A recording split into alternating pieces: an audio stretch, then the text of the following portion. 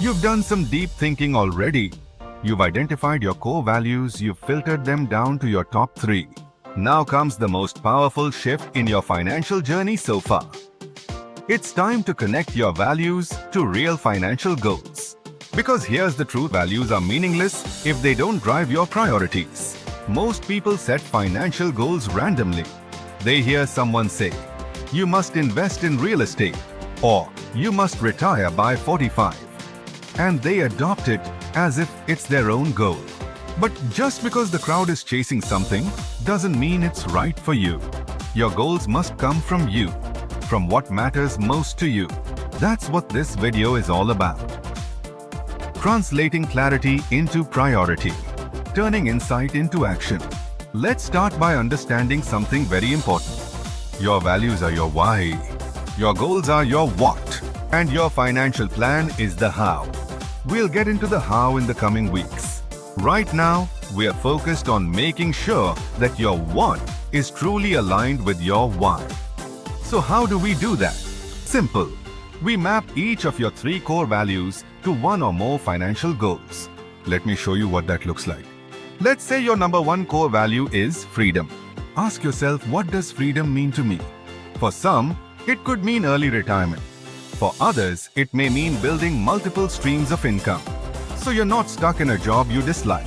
Maybe it means having enough money to say no to toxic clients, or take a sabbatical whenever you want. In that case, your financial goals could look like building a strong passive income stream, becoming debt-free in 10 years, reaching financial independence by age 50, creating a large enough emergency fund to walk away from anything that doesn't serve you. If your top value is security, your goals may shift entirely. Maybe you want to build a 12-month emergency fund. Maybe you want 100% health and life insurance coverage with zero compromise. Maybe you want to own your house outright, even if it's not a great investment. Security might also push you toward a conservative investment portfolio, where you sleep peacefully instead of chasing high returns that stress you out. Now let's say your top value is family. Then your financial goals will revolve around your loved ones. Saving for your child's higher education abroad. Taking your parents on a religious pilgrimage. Buying a larger home so your joint family can live together. Or even working part-time so you can spend more time with your kids. Every value leads to a very different financial life. And that's the point. You're not here to copy someone else's financial plan. You're here to create your own values-based roadmap, because that's the only plan that will give you lasting satisfaction. Most people think they're bad with money because they don't have discipline. But in reality, they're just disconnected from their why. When your goals come from your values, discipline becomes much easier, because every rupee spent or saved has meaning. Let's go one level deeper. Have you set goals in the past that you never followed through on? Maybe you wanted to save Rs 50,000 a month. Maybe you pledged to stop using credit cards.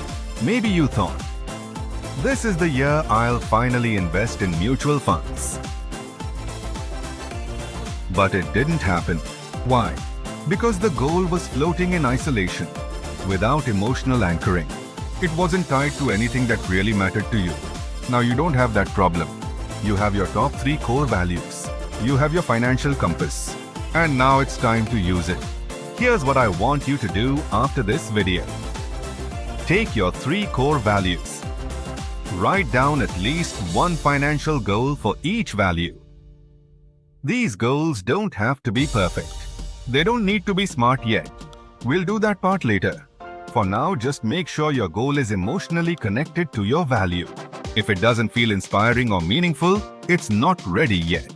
Now you might be wondering, but Jiten, what if one of my values doesn't lead to a clear financial goal? That's okay. Sometimes a value like happiness or pleasure doesn't directly translate into numbers, but it can still guide your decisions. For example, if happiness is your value, maybe your goal is to budget guilt-free fun money every month, or to spend on experiences over gadgets. or to shift to a job that pays less but gives you peace of mind. Remember, your goals don't need to impress anyone. They only need to serve you. Let's tie this back to something we talked about earlier in the course. Remember when we said this is not just a numbers game? This is a values-aligned journey. Yes, SIPs, mutual funds and returns will come. But if you're chasing numbers without direction, you'll always feel lost. You'll always wonder if you're doing enough. But once your money journey is rooted in values, you'll find calm. You'll feel in control, even if you're not a millionaire yet. Because you're moving in the right direction for the right reasons. One last thing before we wrap up. Some of you already have financial goals, and that's great. But I want you to revisit them now with fresh eyes. Ask yourself, is this goal truly aligned with my core values? Is it something I want or something I think I should want? Does this goal feel energizing or exhausting? If it's not aligned, you have permission to let it go. You're not stuck with past goals. You're allowed to evolve. In the next video, we'll explore how to use your core values as a daily filter for all your money decisions. From how you spend, to how you invest, to even how you choose your career. But before that, take some time, sit with your values, and write down your first draft of value-based financial goals. You'll be surprised at how good it feels to finally make money decisions that feel like you. I'll see you in the next one. Until then, stay aligned, stay empowered.